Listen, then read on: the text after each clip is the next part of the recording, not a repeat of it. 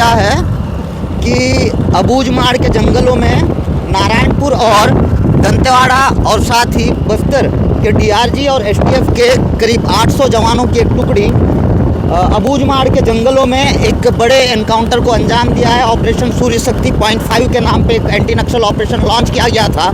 इसमें 4 महिला माओवादी समेत 8 माओवादियों को मार गिराने का पुलिस ने दावा किया। इस दावे के बाद मुझको लगा क्यों ना घटनास्थल की ग्राउंड रिपोर्टिंग की जाए। घटनास्थल पर मैं निकल चुका हूँ और घटनास्थल जाते मैं सोचा क्यों ना कुछ चर्चाएँ करते हुए अबूझमाड़, चूँकि अब मैं नारायणपुर के ओरछा से होते हुए दाखिल हो रहा हूँ अबूझमाड़ के जंगलों में, तो वो तस्वीरें भी आपको दिखाता हुआ चलूँ। नमस्कार, मैं मुकेश चंद्राकर हूँ और आप बस्तर जंक्शन देखना शुरू कर चुके हैं। बस्तर जंक्शन में आज उस एनकाउंटर के साथ ही अबूझमाड़ की जो खूबसूरती है, अबूझमाड़ के जो घने जंगल हैं, अबूझमाड़ के आदिवासी जो हैं, अबूझमाड़िया माड़िया जनजाति के जो आदिवासी हैं, उनकी जीवन शैली पर चर्चा करेंगे। और इस चर्चा में शामिल होने के लिए मेरे साथ रानू जी हैं। रानू जो है इसी इलाके से हैं, तो इनसे भी चर्चा कर लेंगे। लेकिन उससे पहले आपको ये बता दूं कि मैं जो है बीजापुर से निकलकर दंतेवाड़ा पहुंचा, दंतेवाड़ा से नारायणपुर, नारायणपुर से होते हुए ओरछा में प्रवेश किया। और ओरछा चूँकि अबूझमाड़ का प्रवेश द्वार भी कहा जाता है। हालांकि अबूझमाड़ में घुसने के लिए आपको अलग अलग जगह से आप जा सकते हैं। अबूझमाड़ लगभग 5200 वर्ग किलोमीटर में फैला हुआ घना जंगल है और पहाड़ियों की पूरी एक श्रृंखला है। खूबसूरत सा जंगल है। तो 5200 वर्ग किलोमीटर जो है, करीब 4000 वर्ग किलोमीटर ये नारायणपुर जिले में पड़ता है और बाकी जो 1200 वर्ग किलोमीटर है वो बीजापुर, दंतेवाड़ा के साथ ही महाराष्ट्र के गढ़चिरौली और कांकेर के कुछ इलाके में अबूझमाड़ के जंगल पड़ते हैं। अब चूंकि पुलिस ने बड़ा दावा किया कि भाई उन्होंने 8 माओवादियों को मार गिराया है और मैं ग्राउंड रिपोर्टिंग के लिए निकला हूँ।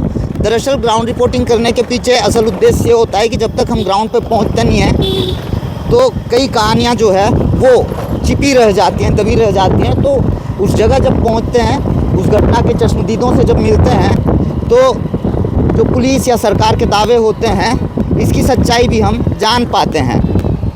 पुलिस, सरकार या फिर नक्सलियों के भी अपने दावे होते हैं, कईयों बार उनके आरोप होते हैं। तो ग्राउंड रिपोर्टिंग करने से बहुत सी जो चीज़ें हैं वो स्पष्ट होकर तस्वीर जो है बिल्कुल साफ़ हो जाती है। तो कोशिश यही रहती है हमेशा इस तरह की, जब कोई बड़ी घटना होती है तो ग्राउंड रिपोर्टिंग कर लेते हैं। हालांकि पिछले 5 महीने से जिस तरीके से सरकार एंटी नक्सल ऑपरेशन में तेज़ी दिखा रही है और एंटी नक्सल ऑपरेशन प्लान कर रही है, नक्सल उन्मूलन पे सरकार जो है बिल्कुल कमर कस ली है और उनके बिल्कुल आधार इलाके में ऑपरेशन प्लान कर रही है, ऑपरेशन लॉन्च कर रही है और बड़ी संख्या में माओवादियों को मार गिराने में कामयाबी भी पुलिस को हाथ लग रही है। तो अबूझमाड़ चूँकि नक्सलियों के लिए बिल्कुल सुरक्षित ठिकाना या सुरक्षित पनाहगाह कहा जाता है। अबूझमाड़ में नक्सलियों के सेंट्रल कमेटी मेंबर्स के साथ उनके पोलित ब्यूरो मेंबर भी उस इलाके में सक्रिय रहते हैं। तो उस इलाके में भी अब लगातार एंटी नक्सल ऑपरेशन लॉन्च किए जा रहे हैं। कुछ दिन पहले ही नारायणपुर से ही एक बड़ा एंटी नक्सल ऑपरेशन प्लान किया गया था जिसमें 10 माओवादियों को मार गिराने का दावा किया गया। हालांकि इस एनकाउंटर पे भी सवाल उठे। मारे गए 10 में से 4 जो थे उन्हें नक्सलियों ने और साथ ही ग्रामीणों ने ग्रामीण करार दिया। ये बताया कि जो 4 लोग मारे गए वो उनका संबंध किसी भी तरह से नक्सल संगठन से नहीं था और वो जंगल में पूजा करने गए हुए थे या वनोपज के संग्रहण के लिए गए हुए थे। इसी दौरान जो है एनकाउंटर हुआ और एनकाउंटर की चपेट में आकर उन 4 आदिवासियों की मौत हो गई। जैसा कि मैं बता रहा था कि रानू से हमारी मुलाकात हुई। रानू दरअसल मूलवासी बचाओ मंच के सदस्य भी हैं। क्यों रानू? मूलवासी बचाओ मंच के सदस्य भी हैं ना? पूरा नाम क्या लिखते हो रानू? रानू राम याम। तो रानू से भी हम चर्चा करते हैं। रानू, कौन से गांव के रहने वाले हो? आलवेड़ा। आलवेड़ा? ये आलवेड़ा वही है ना जहाँ पे एनकाउंटर हुआ है? जी सर। तो के साथ कब से आप जुड़े हुए हैं? 2022 से। मूलवासी बचाओ मंच में आप सदस्य हूँ। हाँ सदस्य मूलवासी बचाओ मंच के सदस्य हैं। जी। अच्छा थूक लो रानू, थूक लो, बात नहीं कर पा रहे आप, ठीक है। रानू जो है मुंह में सुपारी रखे हुए हैं। रानू से मैंने कहा भी कि पहले थूक लो फिर बात कर लेते हैं, लेकिन रानू कहते हैं सुपारी बड़ी मुश्किल से मिलता है सर, और वैसे भी इन जंगलों में पान मसाला मिल पाना मुश्किल हो जाता है। तो रानू कितना पढ़े हो? जी 5वीं सर। कहाँ से पढ़े हैं?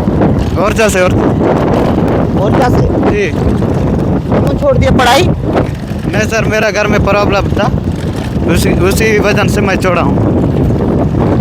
क्या प्रॉब्लम था? जी घर में बीमारी वगैरह होता था सर बार बार, इसलिए घर में जो कोई कमाने वाला नहीं था, इसलिए मैं छोड़ दिया हूँ। अच्छा तो अभी आलवेड़ा में ही घर है आपका? जी सर। तो भाई मूलवासी बचाओ मंच जो ओरछा में आंदोलन कर रहा है रानू, इसमें क्या क्या मांग है और कब से आप लोग ये आंदोलन कर रहे हैं? 2022 से किया जा रहा है सर। हाँ जी। अच्छा जो अपना घने जंगल है, घने जंगल है, उसको बचाने के लिए हमारा एक साजिश है सर। क्या है? हमारा जो घने जंगल है ना, हाँ वो प्रदूषण पूरा हो जाएगा ना, प्रदूषण हो जाएगा तो बचने का मुश्किल है हमारा। कैसे प्रदूषण होगा? जी कैंप वूम्प लाने से, कारखाना लगाएंगे, क्या क्या दुनियादारी तो लगा देंगे सर। जी। मैं देख रहा था आते समय आमदई में खनन चल रहा है ना, आयरन और निकाल रहा है, निक्को कंपनी जो है वहाँ पे खनन कर रही है।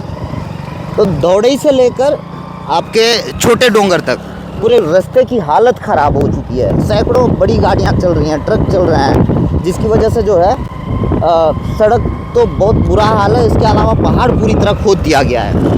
जी सर। जी रोड ठीक ढंग से तो नहीं है सर, दौड़ाई से मतलब यहाँ तक ओरछा तक। जी वो उतना बड़ा बड़ा पहाड़ मन को खनते हैं, और सरकार अडानी अंबानी के साथ मोदी सरकार ने जुड़कर हमारा जितना भी बस्तर का जंगल है, जितना भी बस्तर का खनिज है, उस खनिज को साम्राज्यवाद से सौंपा जा रहा है सर। जी।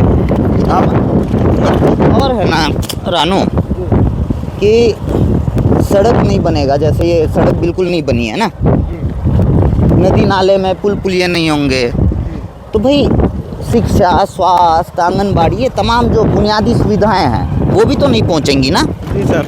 रोड तो हम लोग को चाहिए सर, लेकिन ग्राम सभा का इशार से सरकार अभी पालन नहीं किया जा रहा है।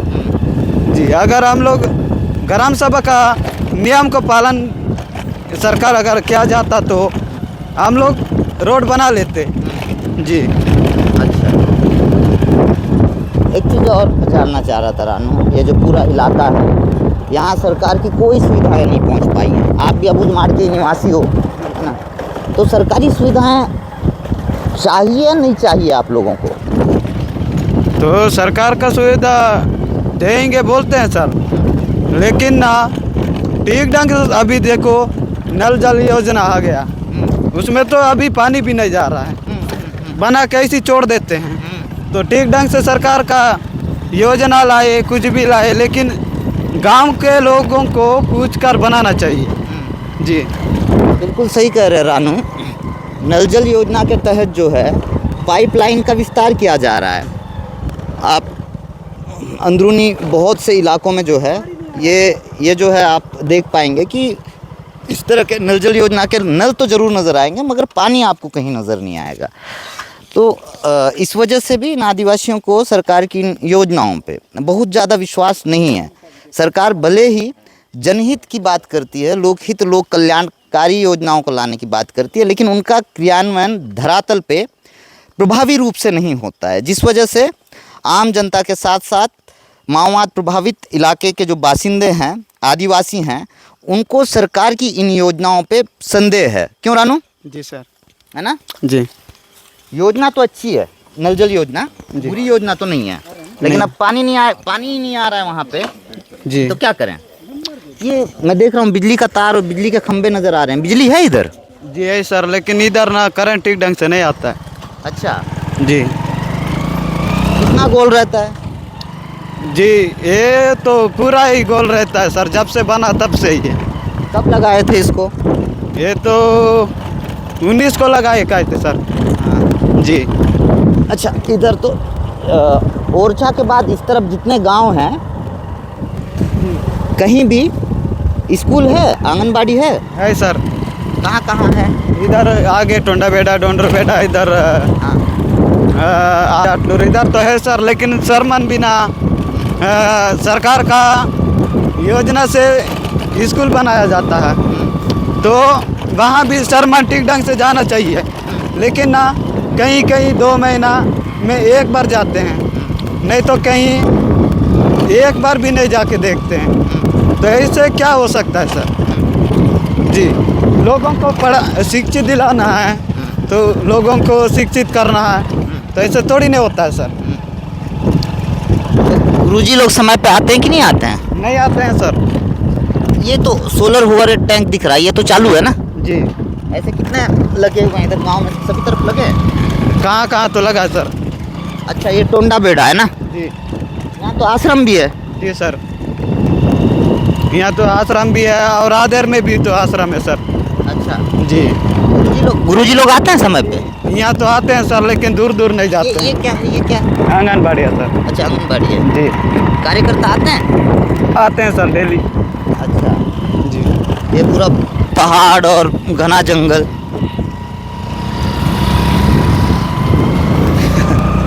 तो अच्छा, यहाँ पे वनोपज संग्रहण करके ही आप लोगों की ज़िंदगी चलती है। जी सर। आप 1.5 साल से आंदोलनरत हैं, है ना? आपकी अलग अलग मांगे हैं जिसको सरकार मानना तो बहुत दूर की बात, सुन भी नहीं रही है ना? जी जी सर, जितना भी मांग है ना, वो मांग को पूरा रपा दपा किया जा रहा है। जिसको केस भी बिना फालतू किया जा रहा है, और कोई ऐसे आम ग्रामीण को भी नक्सली बोल के मारा जा रहा है। ये क्या साजिश है सर सरकार का? जब से बीजेपी सरकार आया ना, तब से और ज़र शुरू हो गया।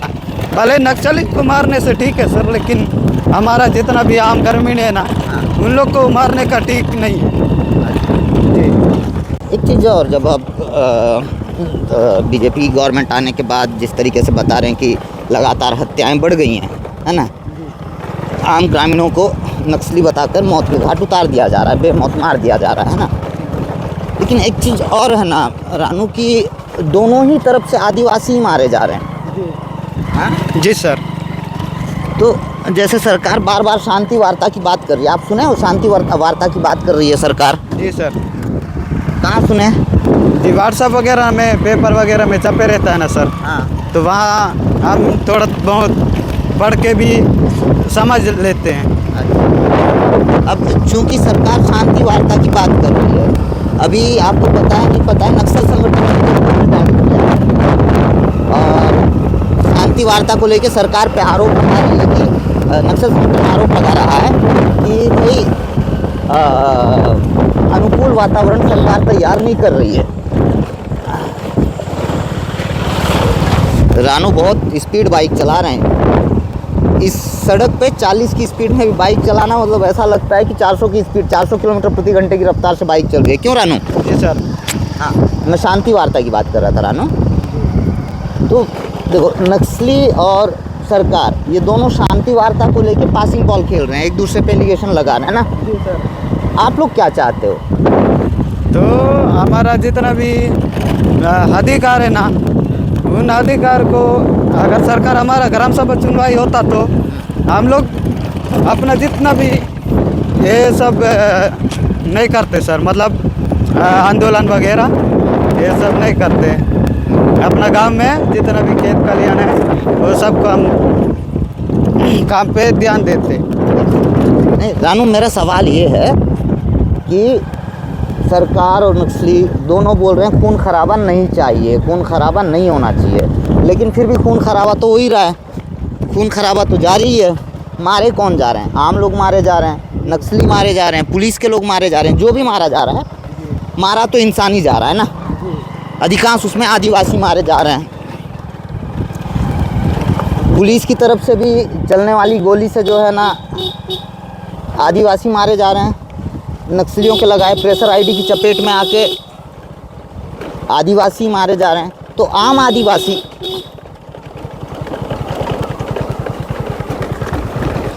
आदिवासी क्या चाहता है? आप लोग क्या चाहते हो? जी हमारा तो ऐसे नहीं होना चाहिए सर। जी नक्सली यार पुलिस मुठभेड़ होते तो हो जाता जान, लेकिन हमारे आम जनता को पकड़ पकड़ के मारने का स्टार्ट हो गया। जी पकड़ के जेल ले जाने से भी ठीक है सर, लेकिन एकदम जान से मार देते हैं। जी आप लोग चाहते हो शांति हो यहाँ पे? जी सर।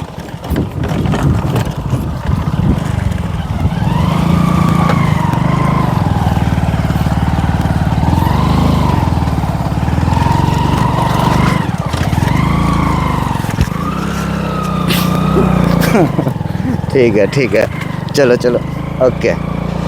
अच्छा रानू, जैसे आमदई में भी खनन हो रहा है ना, फैक्ट्री लग गया है, वहाँ से आयरन और निकाल रहे हैं, खनिज संपदा निकाल रहे हैं, इससे कोई फ़ायदा हो रहा है इस इलाके के लोगों को? यहाँ के लोगों को क्या फ़ायदा होगा सर? गांव के लोगों को फ़ायदा नहीं ना, जिस क्षेत्र के लोगों को फ़ायदा नहीं। जहाँ खनन हो रहा है वहाँ के लोगों को भी कोई फ़ायदा हो रहा है या नहीं हो रहा है? नहीं हो रहा है सर। वहाँ का जितना भी खेत खलियान है ना, उनको प्रदूषण किया जा रहा है। हाँ जी उसमें धान ठीक ढंग से नहीं हो रहा ना कुछ नहीं। फसल नहीं हो पा रहा है क्या? नहीं सर, उसमें लाल पानी आता है ना, हाँ तो पूरा उसमें जम जाता है ज़मीन में। हाँ तो जितना भी धान बोते हैं, हाँ वो धान ठीक नहीं होता है, पूरा मर जाता है। हाँ। जी किसानों को बड़ा नुकसान हो रहा है। जी सर। इधर वो देख रहा हूँ मैं, सीमेंट कंक्रीट नज़र आ रहा है। सड़क था क्या यहाँ पे कभी? जी सर पहले था, अभी पूरा खराब हो गया सर। अच्छा, जी कब बनी थी सड़क इधर? सर हम लोग नहीं थे तभी बने थे। अच्छा, आप लोग के पैदा होने से पहले बना है। जी जाते क्या वो लोग कंफ्यूज हो जाएंगे, फिर एक सड़क उधर जा रही है, एक सड़क इधर जा रही है। दरअसल इस इलाके में कहीं भी आपको माइलस्टोन नज़र नहीं आएगी, ना ही गूगल मैप। तो ऐसे में रास्ता भटकने का बहुत संभावना रहती है। और साथ में हमारे कुछ साथी भी हैं, पत्रकार साथी हैं, तो रुकने बोल रहे हैं। तो ये बिल्कुल अबूझमाड़ का वो इलाका है जहाँ अलग अलग वक्त पे अलग अलग ऑपरेशन सरकार के द्वारा नक्सलियों के खिलाफ चलाए जा रहे हैं। लेकिन अब इन ऑपरेशंस में और इन एनकाउंटर्स में सवाल भी उठने लगे हैं। लेकिन अब चूंकि एक बड़े एनकाउंटर को अंजाम दिया गया है जिसमें 8 माओवादियों को मार गिराने का दावा किया गया है, तो इसकी सच्चाई जानने के लिए मैं निकला, हकीकत जानने को निकला। अब चलते चलते मैं सोचा क्या ही करें, बात करें और दर्शकों को जो है अबूझमाड़ की खूबसूरती भी दिखाते चलें और साथ ही कुछ जानकारियाँ आपसे साझा करते चलें। आपको लगता है कि बस्तर जंक्शन में तथ्यपरक चर्चा होती है, बातचीत होती है, तो आप हमारे इन रिपोर्ट्स को साझा ज़रूर कीजिएगा। इसके अलावा बस्तर जंक्शन पर नया है तो सब्सक्राइब ज़रूर कर लीजिएगा। धन्यवाद।